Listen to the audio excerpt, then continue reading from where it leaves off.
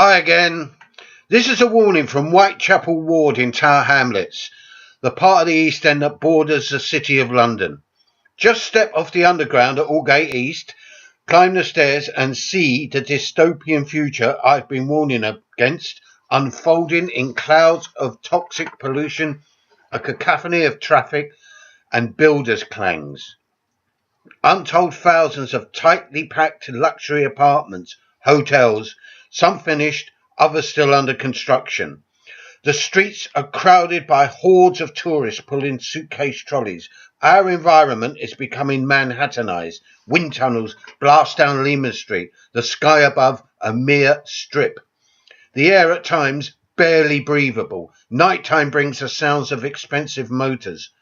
Even the homeless hostel in Dock Street, next to my estate, has been transformed into a wealthy backpackers' rendezvous. Meanwhile, proliferating numbers of homeless doss in the streets every few yards in Whitechapel High Street, a beggar. Despite Tower Hamlets having over 20,000 on the local authority waiting list for housing, all construction is £1 million apartments and hotels, purchased abroad as investments. Most of these apartments will remain uninhabited, gaining between 10 and 20% in value per annum. Despite the still large amount of social housing in the ward, within a couple of years will be outnumbered by mostly overseas millionaires. That is given the present rate of building. This, as we exist in increasingly dire conditions, overcrowding, deteriorating housing stock, unaffordable rents for those not in social housing.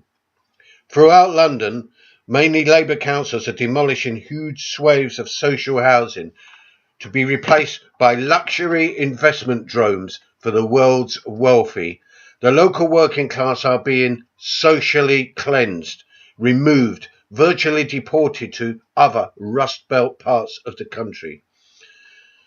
It is not beyond the bounds of possibility that millions of these luxury apartments will be assembled over the next 5 years, while tens of millions of UK residents will live in total insecurity, months or weeks away from virtual homelessness and destitution. All this is abetted by Tory and Labour governments, local and national. We are being dispossessed, literally nowhere to go, unable to compete with faceless millionaires for living space.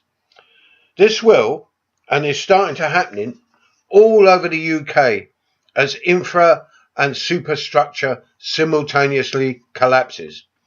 The never-ending erection of luxury apartments here in Whitechapel ward, the increasing numbers of rough sleepers are a portent of the immediate future everywhere.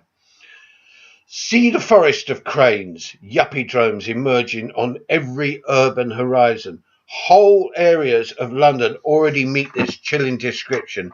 It's fully welcomed by both Tory and Labour administrations, who are totally silent about the destruction of working class communities. The pitiful and unrealistic dream that Jeremy Corbyn, or his successor, will stem this in the 2020s is the ultimate delusion. There's absolutely no point in investing dreams in political no-hopers like Corbyn or the populists of the right such as u.k.i.p.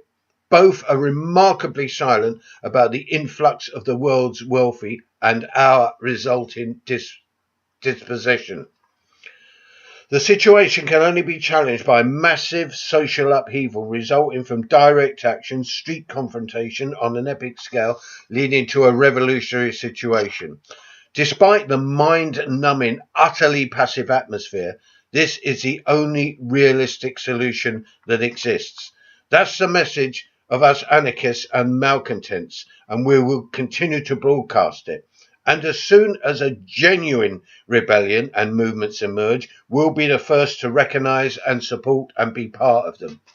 Sorry, but people's assemblies, Corbynism, radical left assemblies, momentum are phony fronts. mostly controlled and manipulated by counter-revolutionary Stalino-Trotskyite formations.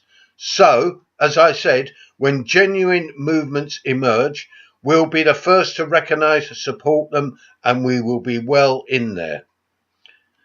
It's that, or an eternity of sterile A to B marches against the one-party electoral state that people on the left and the liberal establishment won't even recognise already exists.